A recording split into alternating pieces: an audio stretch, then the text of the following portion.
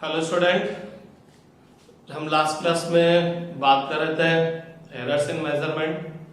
तो आपने देखा था कि जब भी हम कोई फिजिकल क्वांटिटी मेजर करते हैं उस मेजरमेंट के अंदर उस ऑब्जर्वेशन लेते टाइम में हमसे कुछ ना कुछ एरर उसके अंदर इंट्रोड्यूस हो जाता है। मीन्स जो हम वैल्यू मेजर करते हैं वो एक्चुअल वैल्यू से थोड़ा सा डिफर होता है, थोड़ा सा ज्यादा या थोड़ा सा कम होता है।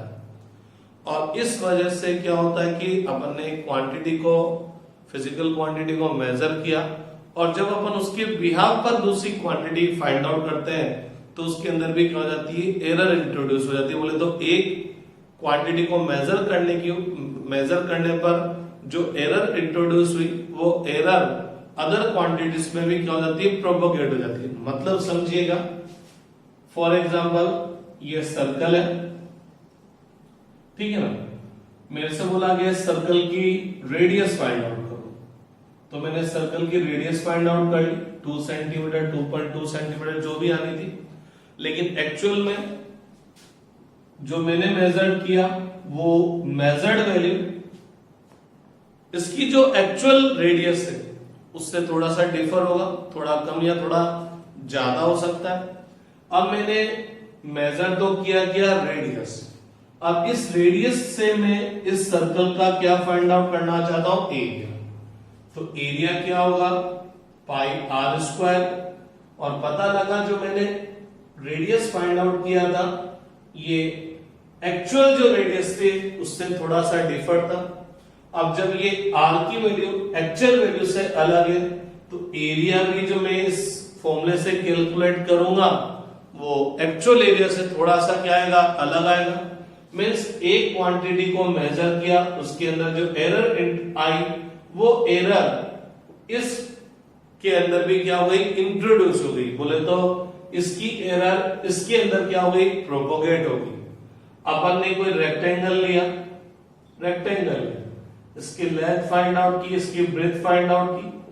अब अपन ने बोला है कि जब भी अपन कोई मेजरमेंट करते हैं तो उस मेजरमेंट कुछ ना कुछ एरर इंट्रोड्यूस हो जाता है, चाहे आपकी केयरलेसनेस की वजह से हो, चाहे इंस्ट्रूमेंट की वजह से, चाहे वो कोई और भी वजह से हो। अब पता लगा, लेट अस सपोज ये आपने मेजर किया 10 सेंटीमीटर आया, लेकिन एक्चुअल जो लेंथ थी वो 10.01 सेंटीमीटर थी। ये तो मैं ऐसे बोल रहा हूं, अपन को एक्चुअल तो पता होता ही नहीं। एक्चुअली पता होता तो फिर एरर ही कहां थी, टेंशन ही कहां थी, मेजर करने की जरूरत ही कहां थी। ये ब्रेथ मेजर की, ये अपन क्या है 5.0 सेंटीमीटर है ना, लेकिन जो ये एक्चुअल थी वो थी 4.99 सेंटीमीटर। अब अपन ने क्या करा, इसका एरिया फाइंड आउट किया, तो एरिया क्या होगा, L multiply by length multiply by. अब अपन L क्या लेंगे, अपन तो L वही लेंगे जो आपने मेजर किया है, B क्या लेंगे, वही लेंगे जो आपने मेजर किया है। तो इसके अंदर एरर था, इसके अंदर एरर था, तो एरिया भी आपका एक्चुअल एरिया नहीं आएगा, उसके अंदर भी क्या होगी, एरर्स इंट्रोड्यूस हो जाएगी। तो हम जब कुछ फिजिकल क्वांटिटी को मेजर करके उनके बिहाव पर कुछ अदर क्वांटिटीज फाइंड आउट करते हैं तो इनकी एरर इनके अंदर इंट्रोड्यूस हो जाती है। बोले तो ये एरर इनके अंदर प्रोपोगेट होगी। एक वायर था, इसका रेजिस्टेंस आपने मेजर किया, अगेन जो आपने मेजर किया होगा वो एक्यूरेट वैल्यू, एक्चुअल वैल्यू नहीं होगा, थोड़ा सा डिफर होगा। ये दूसरा रेजिस्टेंस था, इसका भी आपने वायर था, इसका रेजिस्टेंस आपने फाइंड आउट किया, अगेन आपने जो इसकी वैल्यू मेजर की वो एक्चुअल वैल्यू से थोड़ा सा डिफर होगी। और जब हम इन दोनों वायर्स को, इन दोनों रेजिस्टेंस को सीरीज कॉम्बिनेशन में लगा देते हैं और आपसे बोला जाता है फाइंड द इक्विवेलेंट रेजिस्टेंस। तो अपन बचपन में पढ़कर आए, 10th में पढ़कर आए, इक्विवेलेंट रेजिस्टेंस कितना होगा, R1 प्लस R2। लेकिन पता लगा ये R1 एक्चुअल से अलग था, R2 भी एक्चुअल से अलग था, तो ये RB एक्चुअल से थोड़ा सा अलग आएगा। मींस इन दोनों की एरर इसके अंदर इंट्रोड्यूस हुई। यूं समझिए R1 की एक्चुअल वैल्यू 5 ओम थी, लेकिन अपन ने पढ़ा था 5.1। R2 एक्चुअल में 10 ओम था, अपन ने पढ़ा 10.2 ओम, ठीक है। तो R इक्वल टू क्या होगा, अपन ने तो मेजर किया 5.1 और 10.2, क्योंकि अपन ने जो फाइंड आउट किया अपन तो वही वैल्यू मानेंगे। तो ये क्या होगा 5.1 प्लस 10.2, तो ये कितना है 15.3, लेकिन एक्चुअली R1 कितना था 5, R2 कितना था 10, तो एक्चुअल R तो आना कितना चाहिए था 15, लेकिन अपने पास कितना है 15.3। इसका मतलब इन दोनों की जो एरर्स थी वो इसके अंदर इंट्रोड्यूस हो गई, क्योंकि आपने जो R निकाला वो एक्चुअल से थोड़ा सा डिफर है। तो आज अपन बात करते हैं प्रोपोगेशन ऑफ एरर, कि जब अपन कुछ फिजिकल क्वांटिटी मेजर कर कर उनके बिहाफ पर आप जब अदर क्वांटिटी फाइंड आउट करते हैं, तो उन जो क्वांटिटीज को आपने मेजर किया है उनके अंदर जो एरर्स थी वो जिस क्वांटिटी को आप फाइंड आउट कर रहे हैं उसके अंदर किस तरह से प्रोपोगेट होगी। मींस इनके अंदर एरर है तो अपन इसकी एरर कैसे फाइंड आउट करेंगे ये अपन आप देखेंगे, ठीक है।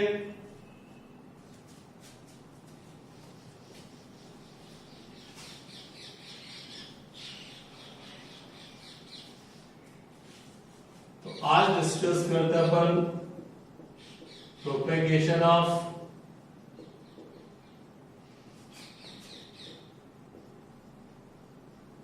Error, propagation of error. तो लेट अस सपोज दो फिजिकल क्वांटिटी ए बी, चलो 3 लेते हैं, एंड सी, ये 3 फिजिकल क्वांटिटीज है, ठीक है। आपने ए मेजर किया, उसके मेजरमेंट में कुछ एरर आया, एक्चुअल वैल्यू तो था 10, आपने मेजर किया 10.1। बी को मेजर किया, उसमें भी कुछ एरर आया, सी को मेजर किया, उसमें भी कुछ एरर आया। अब आपने मेजर तो इनको किया था, लेकिन इनके बिहाफ पर अपन आप कोई दूसरी क्वांटिटी फाइंड आउट करते हैं। तो अपन देखते हैं कि अगर जिस क्वांटिटी को मैं फाइंड आउट कर रहा हूं, इनके बिहाफ पर जिस क्वांटिटी को मैं फाइंड आउट कर रहा हूं वो इनका एडिशन या सबट्रैक्शन है।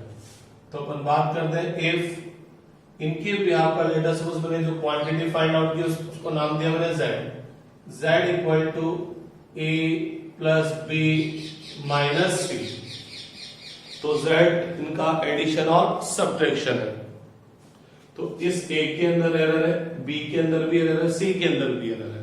तो z के अंदर एरर कितना आएगा, तो एरर इन z क्या होगा, error in a plus error in b plus error in c।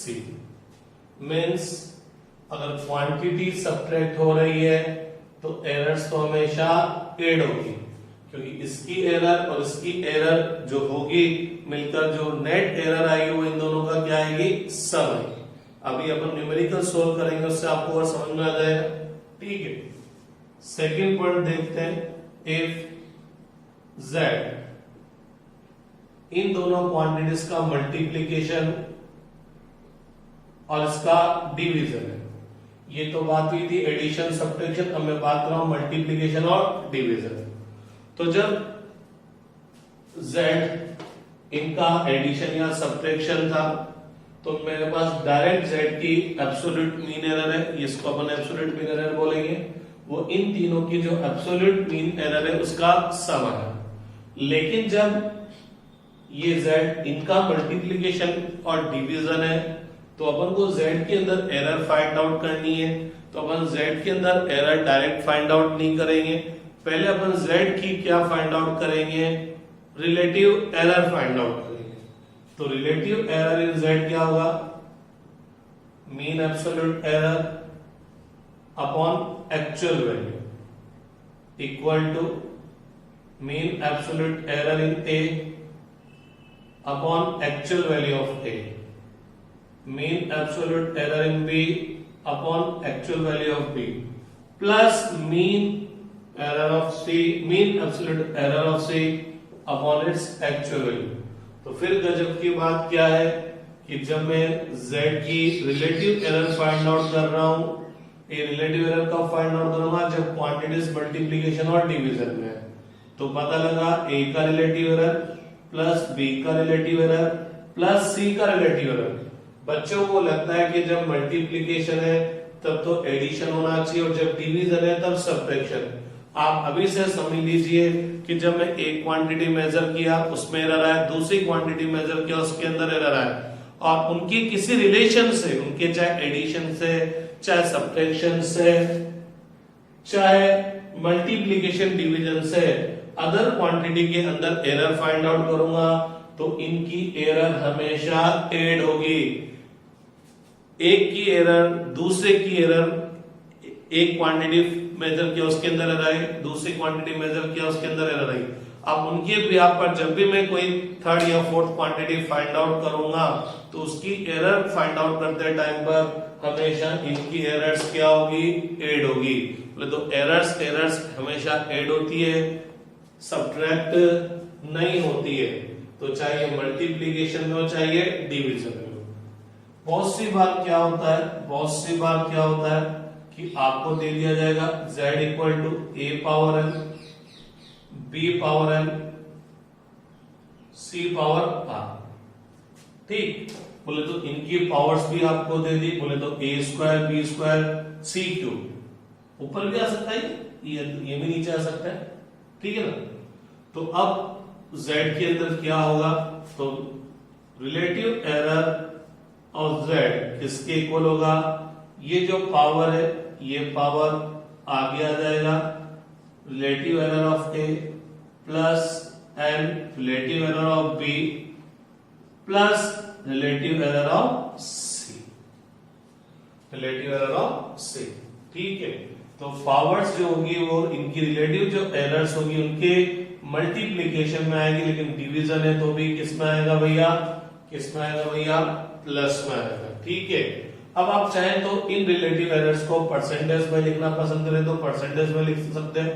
तो अगर मैं z की परसेंटेज एरर देखना चाहूं तो परसेंटेज एरर देखने के लिए मेरे को क्या करना पड़ेगा, del z upon z multiply by 100 करना पड़ेगा।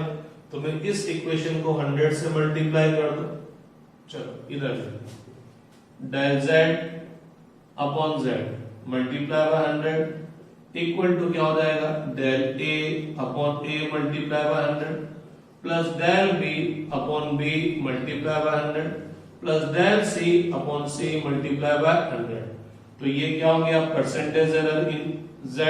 तो परसेंटेज एरर इन z क्या होगा, percentage error in a plus percentage error in b plus percentage error in c। अगर आप सिंपल a b c लिखते हो तो एक तरह से पता लग रहा है इनकी पावर कितनी है, 1 1। तो एक्चुअल में ये एक्चुअल फॉर्मूला ये, और ये इसका स्पेशल केस है when m n and r are equal 1।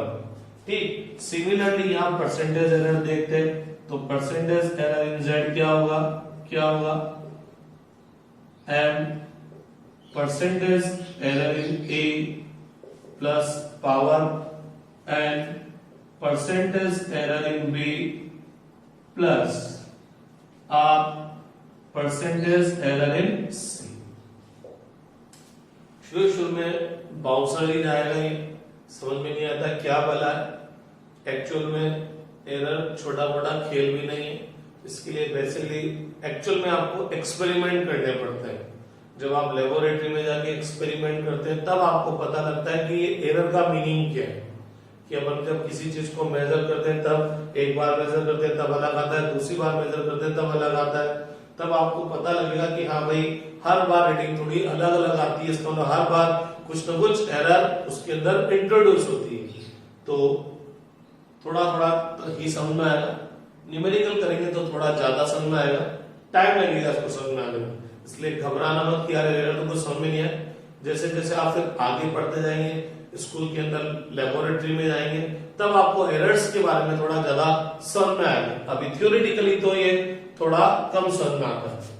तो मैं क्या कहना चाह रहा था कि अपन बात कर रहे थे प्रोपगेशन ऑफ एरर। कल तक तो अपन लास्ट क्लास में तो अपन डिस्कस कर रहे थे कि जब अपन एक फिजिकल क्वांटिटी को मेजर किया तो उसके अंदर कितना एरर इंट्रोड्यूस हुआ, उसकी अपन एक्चुअल वैल्यू क्या लेंगे। लेकिन आज अपन बात करेंगे कि अपन ने एक को मेजर कर लिया, दूसरे को मेजर कर लिया, तीसरे को मेजर कर लिया, और उनके बिहाफ पर अपन कोई third quantity, fourth quantity find out करें। कौन माना मैंने आपको ना, ये सर्कल है, मैंने सर्कल का एरिया फाइंड आउट नहीं किया, मैंने रेडियस मेजर की। मैंने एरिया मेजर नहीं किया, मैंने रेडियस मेजर की, और रेडियस मेजर कर एरिया फाइंड आउट करने की कोशिश की। मींस डायरेक्टली मैंने किसी इंस्ट्रूमेंट से एरिया मेजर नहीं किया, इंस्ट्रूमेंट से तो मैंने क्या मेजर किया, रेडियस। अब ये रेडियस इंस्ट्रूमेंट से मेजर किया तो इसके अंदर एरर है, और इसके अंदर एरर है, तो जब इस फॉर्मूले से ये एरिया फाइंड आउट करूंगा तो ये थोड़ा सा डिफर है एक्चुअल से, तो ये भी एक्चुअल से डिफर आएगा। आएगा कि नहीं आएगा? क्लियर है कि नहीं होगा? जब मैंने बोला कि ये स्फीयर है, लेट अस सपोज ये स्फीयर की रेडियस है, अब मेरे को स्फीयर का वॉल्यूम फाइंड आउट करना है, तो मैंने वॉल्यूम मेजर नहीं किया, मैंने मेजर किया रेडियस।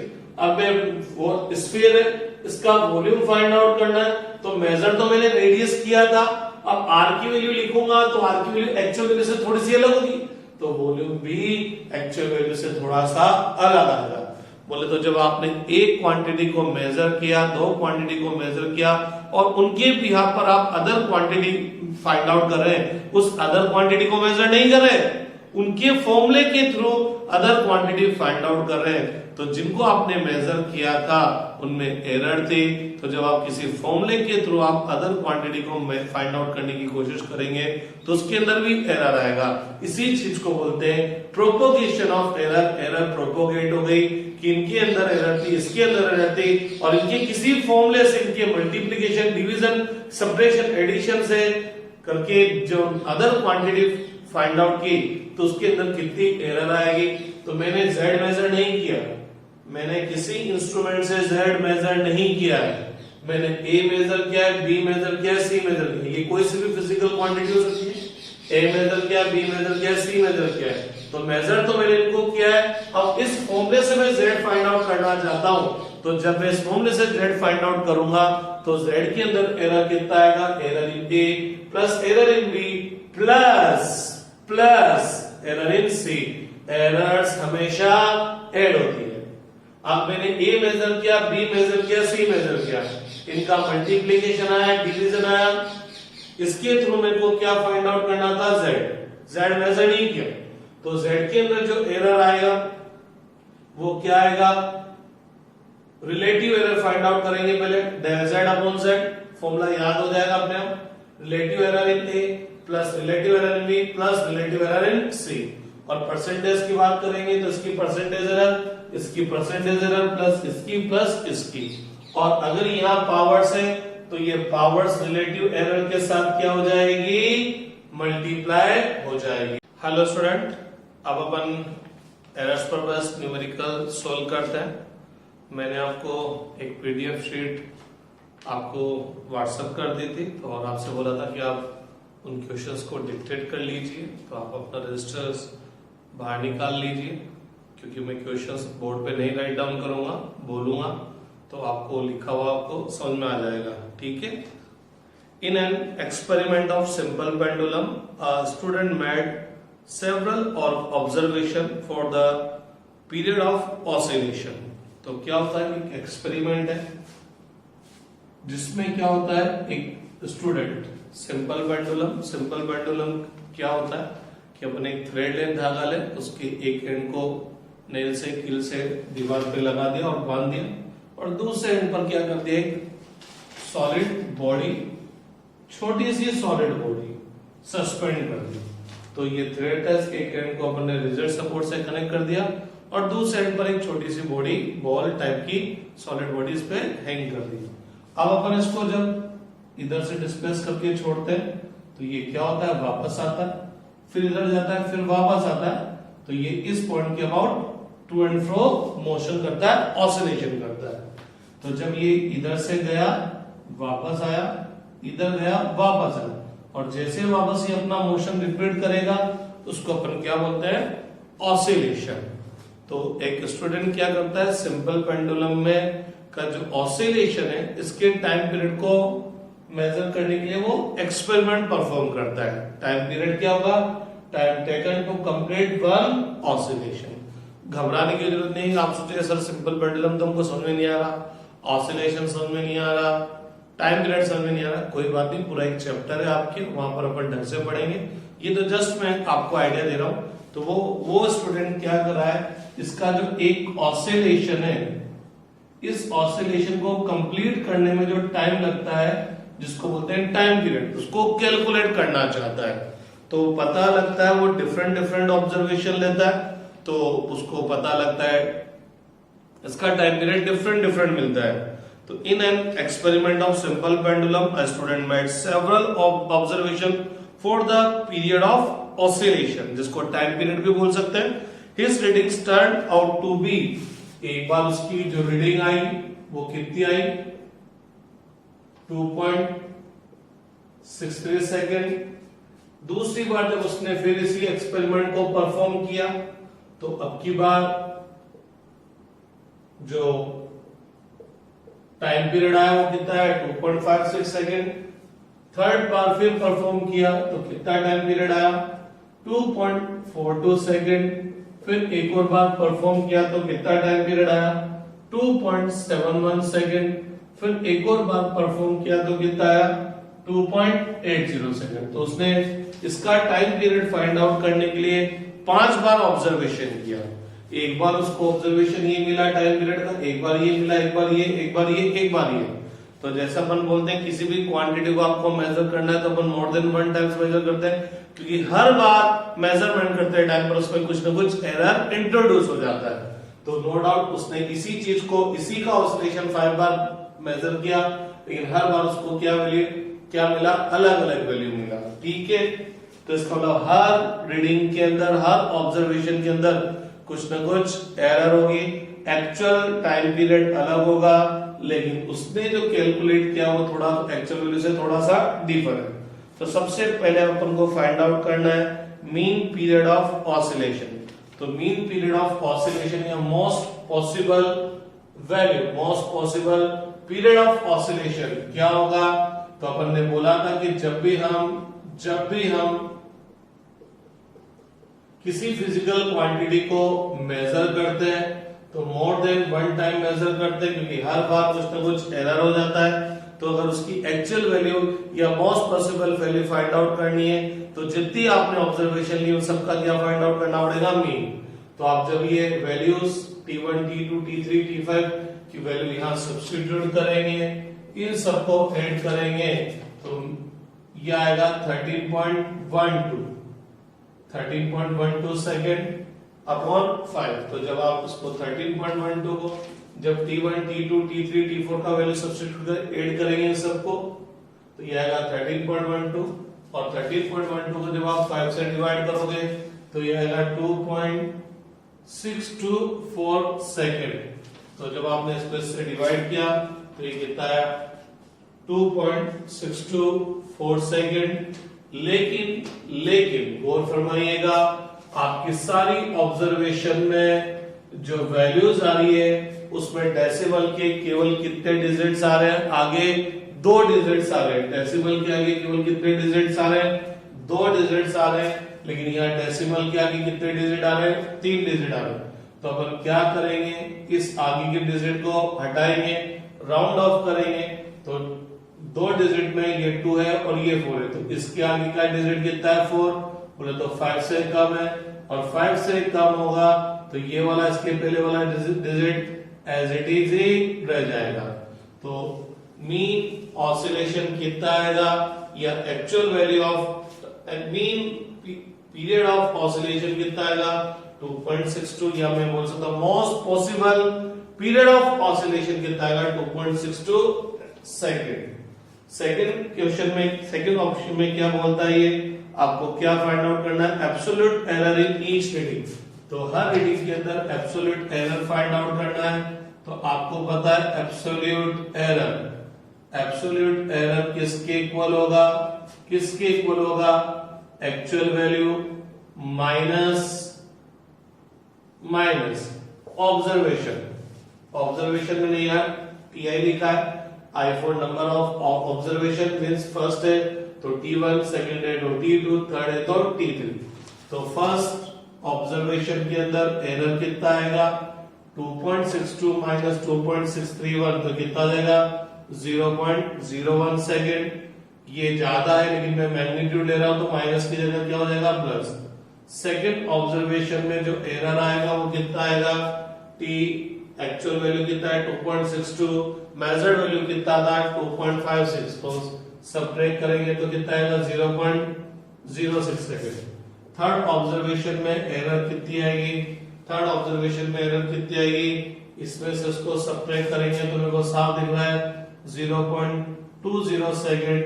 फोर्थ ऑब्जर्वेशन में एरर कितनी आएगी, t minus t4, t 2.62 minus 2.71, तो माइनस 0.09 आएगा, लेकिन मैं मैग्नीट्यूड ले रहा हूं तो ये क्या हो जाएगा प्लस। और फिफ्थ के अंदर कितनी आएगी 2.80 और ये कितना है 2.62, उसको सब्ट्रैक्ट करेंगे तो कितना आएगा 0.18 सेकेंड। तो ये हर रीडिंग के अंदर आपकी क्या हो गई, एरर हो गई। अब थर्ड क्वेश्चन सोल्व करते हैं। इसके थर्ड जो पॉइंट उसको सोल्व करता है वो क्या कहता है, मीन एब्सोल्यूट एरर। तो मीन एब्सोल्यूट एरर क्या हो जाएगा, मीन ऑफ एब्सोल्यूट एरर। तो जितनी भी एब्सोल्यूट एरर है उन सबका आप मीन फाइंड आउट कर लीजिए। तो उसके लिए क्या करेंगे, सारी जो एब्सोल्यूट एरर है उसको ऐड कर देंगे और जितनी बार ऐड किया उसको डिवाइड करेंगे।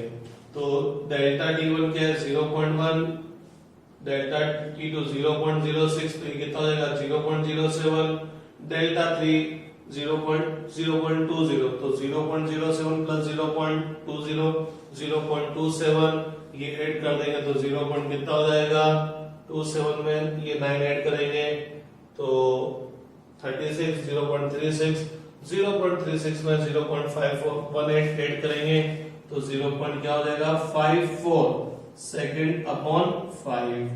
अब आप 0.54 को 5 से डिवाइड करेंगे तो ये आएगा 0.108 सेकेंड। 0.108 सेकेंड आएगा, डिवाइड करके देख लेना अपना आप आ जाएगा। अगेन डेसिमल के बाद कितनी डिजिट आ रही है 3 डिजिट, क्योंकि मेरे को केवल कहां तक लेना है 2 डिजिट तक लेना है। तो 0 के आगे कितना है 8 बोले तो 5 से ज्यादा, तो इसकी वैल्यू अपन क्या कर देंगे 1 से इंक्रीज कर देंगे। राउंड ऑफ करना तो आता ही होगा, बचपन में पढ़ा था।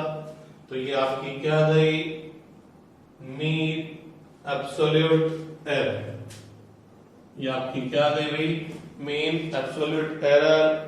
अब आपको क्या फाइंड आउट करना है, फ्रैक्शनल एरर। अब आपको क्या फाइंड आउट करना है, फ्रैक्शनल एरर से मतलब क्या है, basically relative error. Fractional error का मतलब क्या है भाई, रिलेटिव एरर है। तो रिलेटिव एरर क्या होगी, mean absolute error upon actual value. तो मीन एब्सोल्यूट एरर कितना आया 0.11 और absolute value sorry actual value कितना है 2.62। जब आप इसको डिवाइड करेंगे, मेरे को तो याद है, जब आप इसको डिवाइड करेंगे तो यह आएगा 0.419 सेकेंड।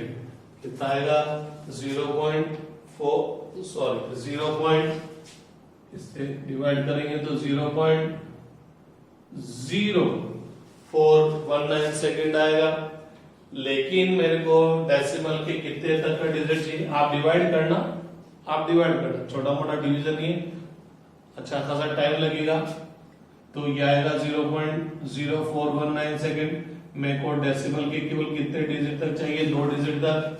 तो इस 4 के आगे क्या है 1, मेरे को यहीं से राउंड ऑफ करना है, इससे आगे नहीं करना, मेरे को यहीं से राउंड ऑफ करना है। तो 4 के आगे कितना है 1 बोले तो लेस देन 5 है, तो इसको मैं क्या बोल दूंगा 0.04 सेकेंड। और नेक्स्ट मेरे को फाइंड आउट करना है परसेंटेज एरर। तो परसेंटेज एरर क्या होगा, रिलेटिव एरर मल्टीप्लाई बाय 100। तो 0.04 मल्टीप्लाई बाय 100 कितना हो जाएगा 4%।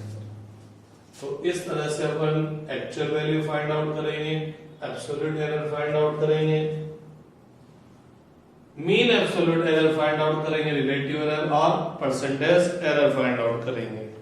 क्लियर है, ठीक है। अब अपन थोड़ा सा आगे बढ़ते हैं।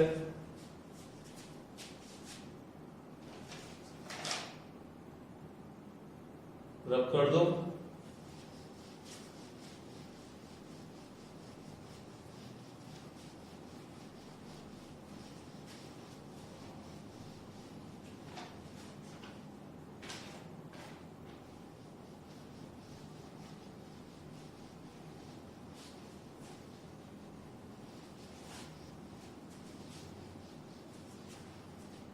चलिए नेक्स्ट क्वेश्चन क्या है, a physical quantity P is related to four measurable quantity A, B, C and D as follows। तो एक क्वांटिटी P है जो कि चार मेजरेबल क्वांटिटीज बोले तो जिनको अपन मेजर कर सकते हैं उन पर डिपेंड करती है। कैसे?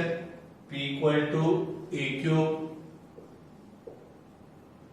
B square upon under root c d. तो एक फिजिकल क्वांटिटी P है जो कि चार measurable quantity A, B, C, D पर इस तरह से डिपेंड करती है। The percentage error of measurement in A, B, C and D are। तो जब आपने A, B, C और D को मेजर किया तो इनके अंदर जो परसेंटेज एरर आ रहा है वो कितना आ रहा है? 1%, 3%, 4% एंड 2% रेस्पेक्टिवली। बोले तो परसेंटेज एरर बोले तो error in A upon actual value multiply by 100 कितना आया? 1%।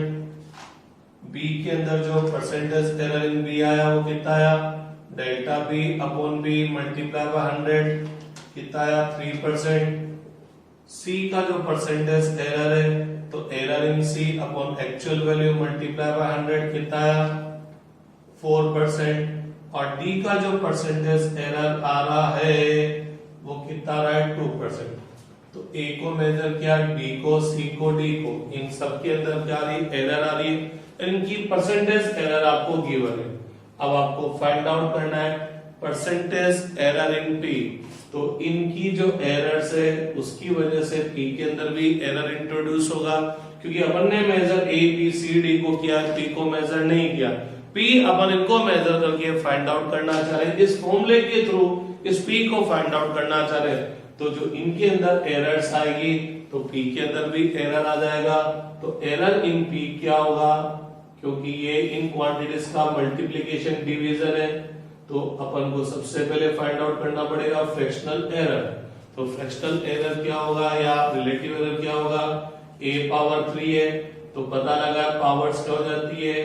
फ्रैक्शनल एरर के मल्टीप्लिकेशन में आ जाती है। B का पावर कितना है? 2। तो C का पावर कितना है? अंडर रूट C है तो पावर कितनी है? 1/2। तो ये 1/2 delta C upon C quantities multiply हो डिवाइड हो, परसेंटेज एरर हमेशा क्या होती है? ऐड होती है। प्लस D की पावर कितनी है? 1। तो डेल्टा D अपॉन D। तो ये इनकी फ्रैक्शनल एरर आया। अगर मैं इस पूरी इक्वेशन को 100 से मल्टीप्लाई कर दूं तो क्या होगा? Delta P upon P equal to 3 delta A 100 से मल्टीप्लाई कर रहे हैं तो क्या होगा? 3 delta A upon A multiply by 100 plus delta B upon B multiply by 100 plus 1 upon 2 delta C upon C multiply by 100 plus delta D upon D multiply by 100। ये क्या बना? परसेंटेज एरर इन P। ये क्या बना? Percentage error in A। ये क्या बना? Percentage error in B। ये क्या हुआ? Percentage error in C। और ये क्या हो जाएगा? परसेंटेज एरर इन D। तो परसेंटेज एरर इन P क्या हो जाएगा? 3 multiply by percentage error in A कितना है? 1%। परसेंटेज एरर इन B कितना है भैया? 3%। परसेंटेज एरर इन C कितना है? 4%। And percentage error in D कितना है? 2%। तो ये 3, ये 6, ये 2, 2, 4, 4, 10 कितना आ गया? 13%। तो इसको बोलते हैं प्रोपोगेशन ऑफ एरर। इनको मेजर किया और इसके इस फॉर्मूलेस के थ्रू जब इसको कैलकुलेट किया तो इसके अंदर जो एरर आएगा वो कितना आएगा? 13%। चलिए नेक्स्ट क्वेश्चन फिर सोल्व करते हैं।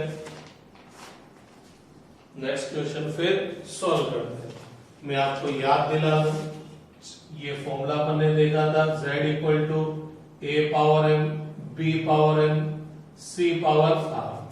तो डेल्टा z अपॉन z क्या था? Delta A upon A plus N delta B upon B plus R delta C upon C. तो ये जो पावर्स होती है, ये पावर्स जो रिलेटिव एरर्स है उनके मल्टीप्लिकेशन में जाती है, और अगर ये नीचे भी है तो भी एरर क्या होगी, ऐड होगी। ऐसा दिमाग में मत बिठाना कि जब मल्टीप्लिकेशन में तो प्लस आएगा, डिवीजन में तो माइनस, नहीं, एरर हमेशा ऐड होती है। थर्ड क्वेश्चन सोल्व करते हैं अपन। थर्ड क्वेश्चन सोल्व करते हैं। थर्ड क्वेश्चन बोलता है error in the measurement of radius of sphere is r%।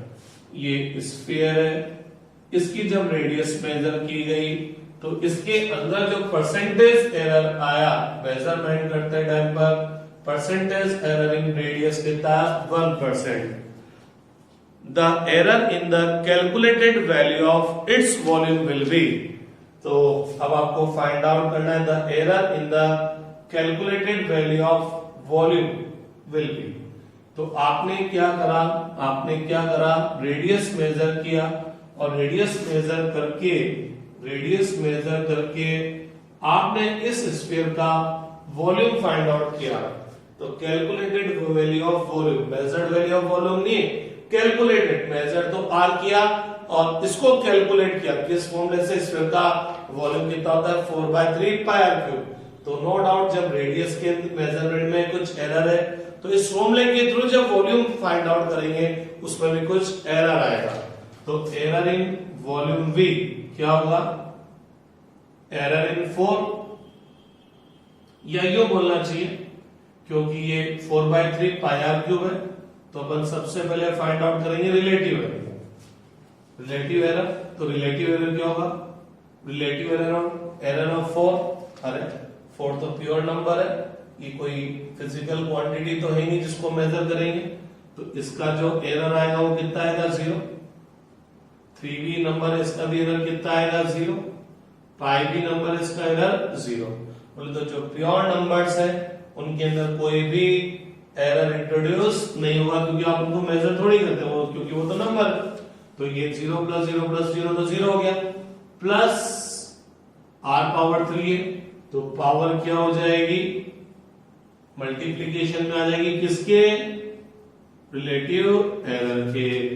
तो delta v upon v equal to कितना हो गया, 3, 100 से मल्टीप्लाई कर दो, 3 delta r upon r multiply by 100।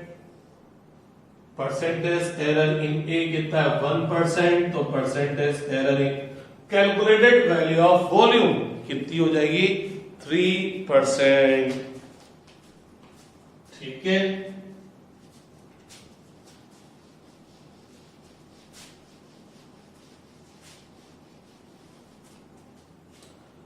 Relative error तब देखते हैं, प्रोपोगेशन में रिलेटिव एरर कब देखते हैं, जब क्वांटिटीज मल्टीप्लाई, डिवाइड या पावर्स हो। लेकिन अगर क्वांटिटीज केवल ऐड सब्ट्रैक्ट हो रही है तो अपन केवल क्या देखते हैं, एरर देखते हैं, फिर रिलेटिव एरर आपको देखने की जरूरत नहीं है। नेक्स्ट क्वेश्चन देखते हैं। नेक्स्ट क्वेश्चन बोलता है भैया, क्या बोलता है, two measured resistance R1 equal to 100 ± 3 ohm. ये एक वायर है, इसका रेजिस्टेंस मेजर किया तो ये कितना आया, 100 ± 3 ओम। दूसरा वायर है, इसका रेजिस्टेंस मेजर किया तो ये कितना आया, 200 ± 4। तो सबसे पहले तो अपन इसका मीनिंग समझते हैं कि इसका मीनिंग है क्या। आज तक अपन ने सुना था रेजिस्टेंस इक्वल टू 100 ओम, 50 ओम, 30 ओम, ये प्लस माइनस क्या वाला होगी। तो जब भी किसी क्वांटिटी को आपने मेजर किया और उसके मेजरमेंट में प्लस माइनस ऐसे लिखा आ रहा है तो इसका मतलब ये वाली तो एक्चुअल वैल्यू है और ये उसके अंदर क्या है, एरर। मींस जब मैं एक्चुअल वैल्यू ऑफ रेजिस्टेंस तो कितना था, 100 ओम, लेकिन जब मैं इसको मेजर करता हूं तो मैं इसकी वैल्यू 100 - 3 ओम से लेकर 100 + 3 ओम तक मेजर हो सकती है। मींस जब इसकी वैल्यू मेजर की गई एक्सपेरिमेंटली तो इसकी वैल्यू 97 ओम से लेकर कहां तक आ सकती थी 103 ओम। कोई बच्चा इसको 98 मेजर कर सकता था, कोई 102, कोई 101। तो ये एक्चुअल वैल्यू है और ये एरर है। मींस मेजरमेंट करते टाइम पर, ऑब्जर्वेशन करते टाइम पर, प्रैक्टिकल करते टाइम पर आपको इसका रेजिस्टेंस 97 से 103 तक कोई सा भी ऑब्टेन हो सकता है। सिमिलरली ये इसकी एक्चुअल वैल्यू है और ये इसकी एरर है।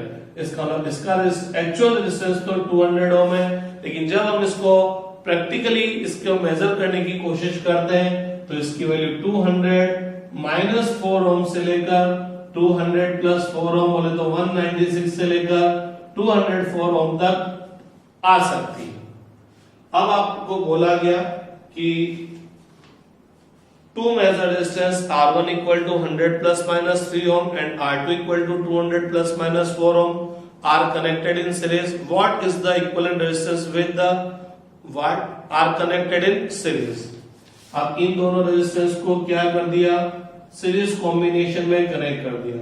तो आपको पता है कि जब दो रेजिस्टेंस को सीरीज कॉम्बिनेशन में कनेक्ट करते हैं तो इक्विवेलेंट रेजिस्टेंस कितना होगा R1 प्लस R2।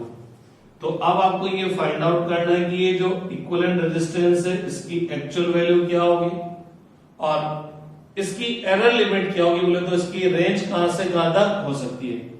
तो गौर फरमाना, आपने मेजर किया था R1, आपने मेजर किया था R2, इनके मेजरमेंट में मिस्टेक हो सकती है। तो जब आप इस फॉर्मूले के थ्रू इस इक्विवेलेंट रेजिस्टेंस को फाइंड आउट करोगे तो इसमें भी क्या आ सकती है, कुछ एरर इंट्रोड्यूस हो सकती है। तो अगर मैं R1 और R2 की एक्चुअल वैल्यू लिखूंगा तो मेरे को इस इक्विवेलेंट रेजिस्टेंस की भी एक्चुअल वैल्यू मिल जाएगी। तो इस इक्विवेलेंट रेजिस्टेंस की एक्चुअल वैल्यू तो कितनी होगी, R1 की एक्चुअल वैल्यू कितनी है 100, R2 की 200, तो ये कितना हो गया 300 ओम। लेकिन ये तो एक्चुअल वैल्यू, लेकिन इनके अंदर जब आप एक्सपेरिमेंट करते हैं तो इनके अंदर मेजरमेंट करते हैं तो एक्चुअल वैल्यू नहीं आती। जब आप मेजर करते हैं तो आपको इसका रेजिस्टेंस 100 ओम नहीं मिलता, 100 भी मिल सकता, 101 भी मिल सकता, 102 भी मिल सकता है, 98 भी मिल सकता है, 99 भी मिल सकता है। तो इसकी मैक्सिमम जो एरर है वो कितनी है 3, इसकी मैक्सिमम एरर कितनी है 4। तो R के अंदर जो एरर आएगी तो R इन दोनों का एडिशन है, तो R इन दोनों का एडिशन है तो एरर इन R क्या होगा, error in R1 plus error in R2, तो 3 प्लस 4 कितना हो गया 7। इसका मतलब जो इक्विवेलेंट रेजिस्टेंस है उसकी वैल्यू 300 माइनस 7 ओम से लेकर 300 प्लस 7 ओम बोले तो 293 ओम से लेकर 307 ओम तक हो सकती है। तो इस तरह से जब आप कोई क्वांटिटी मेजर करते हैं, कहां गया फॉर्मूला, तो इनके मेजरमेंट में एरर होने की वजह से इनकी एरर, इनके थ्रू जो आप कैलकुलेट करते हैं उसके अंदर भी एरर इंट्रोड्यूस हो जाता है। ठीक है, फिर कल आगे स्टडी करते हैं। Thank you.